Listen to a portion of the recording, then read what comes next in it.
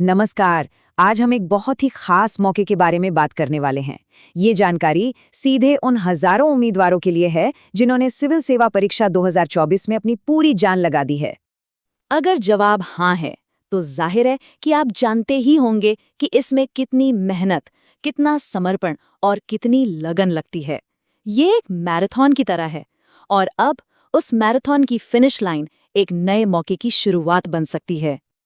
और अब वही कड़ी मेहनत एक बिल्कुल नए और रोमांचक अवसर का दरवाजा खोल सकती है। तो चलिए देखते हैं कि ये शानदार मौका आखिर है क्या। तो सवाल ये है कि ये मौका आ कहाँ से रहा है? ये आ रहा है भारत के एक बहुत ही जाने माने संगठन से, CSIR, जो साइंस और टेक्नोलॉजी की दुनिया का एक पावर हाउस है। CSIR यानी council of scientific and industrial research. अरे ये कोई छोटा मोटा नाम नहीं है। 1942 में इसकी स्थापना हुई थी और तब से ये संगठन भारत के साइंटिफिक डेवलपमेंट और इनोवेशन की रीढ़ रहा है। अच्छा, तो CSIR में आखिर पोस्ट क्या है और ये सिविल सर्विसेज की तैयारी करने वालों के लिए इतनी खास क्यों है? आइए जानते हैं। ये कोई ऐसी वैसी नौकरी नहीं है। CSIR group B gazetted level पर सेक्शन ऑफिसर के पद निकाल रहा है।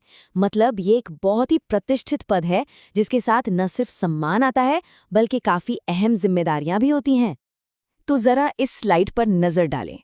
कुल मिलाकर 8 वैकेंसीज हैं और इन्हें अलग अलग कैडर में बांटा गया है।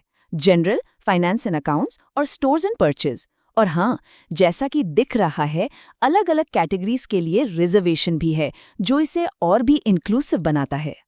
और सैलरी की बात करें तो शुरुआती सैलरी ही 47,600 रुपए है, जो पे लेवल 8 में आती है।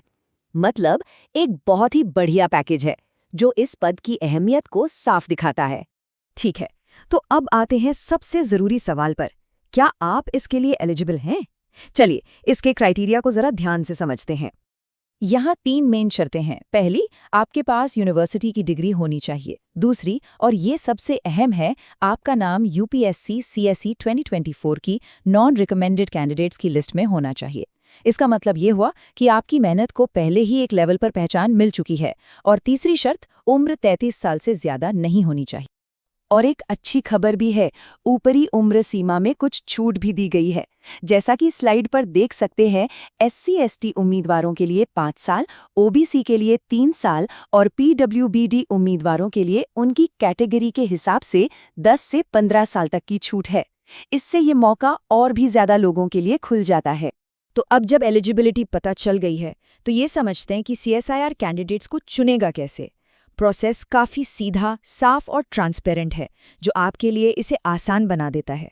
ये एक 2 स्टेप का प्रोसेस है। सबसे पहले CSIR आपके UPSC CSE 2024 के टोटल मार्क्स, मतलब मेंस और पर्सनालिटी टेस्ट के मार्क्स के आधार पर कैंडिडेट्स को शॉर्टलिस्ट करेगा।